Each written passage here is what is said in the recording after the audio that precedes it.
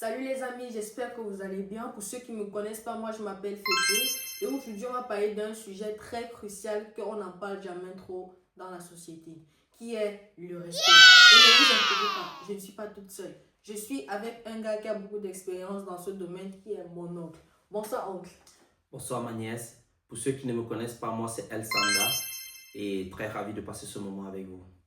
Aujourd'hui, on va parler du respect, sans vous vexer ni vous faire la morale. Et aussi, on va parler des anecdotes et des ressentis qui réunissent les deux générations. On y va. Allez. Merci.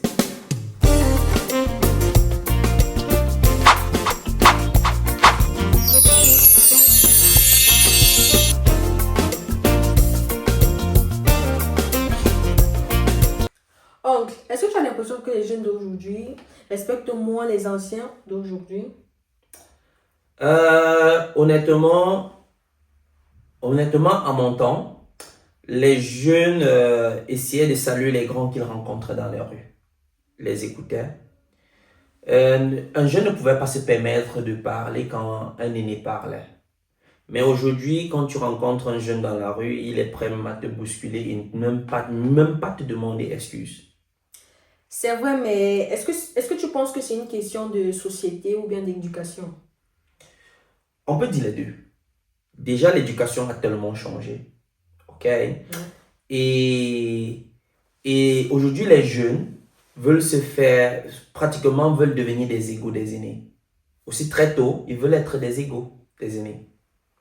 Donc, pour toi, respecter un ancien, c'est pas avoir peur de lui, mais reconnaître son vécu. Oh, là, très bonne question parce que le respect n'est pas déjà une forme de soumission. Le respect, c'est la reconnaissance, c'est une reconnaissance d'une valeur que l'autre t'apporte. Bah, moi, je pense qu'on ne peut pas vraiment respecter les autres si on ne se respecte pas soi-même. T'en penses quoi? Effectivement, il faut déjà commencer par s'aimer soi-même, par se mettre des limites, par établir, par ne pas accepter qu'on te marche dessus. OK? Et c'est de là que tu peux te faire accepter par la société d'aujourd'hui. Est-ce que tu as déjà vécu un moment où tu as dû dire non pour te faire respecter? Très bonne question. Effectivement, j'ai vécu tellement de situations où la plus récente, c'est celle où j'ai laissé un travail très bien rémunéré parce que les valeurs de la société, je partageais pas trop les valeurs de la société. Ce qui veut dire que se faire respecter, c'est aussi savoir dire stop, même quand ça fait peur. Effectivement. Bon, tu sais, dans la famille, on croit souvent que comme on est proche, on peut tout dire, mais le respect reste important, n'est-ce pas?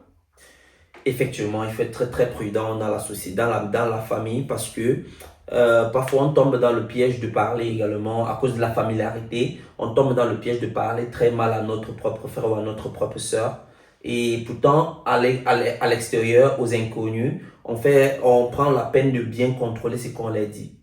Pourtant, dans la famille, on se permet avec un libertinage incroyable, on se permet de lancer des paroles sans contrôler. On ne sait jamais si ça peut blesser l'autre ou pas. D'accord, on va prendre l'exemple sur toi. Quand il y a un conflit dans ta famille, je sais pas quoi, comment est-ce que tu fais pour te calmer et pour garder le respect?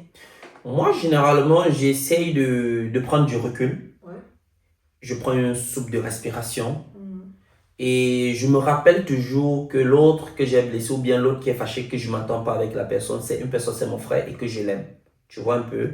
C'est pas parce on a une certaine différence où je vais essayer de l'humilier. D'accord.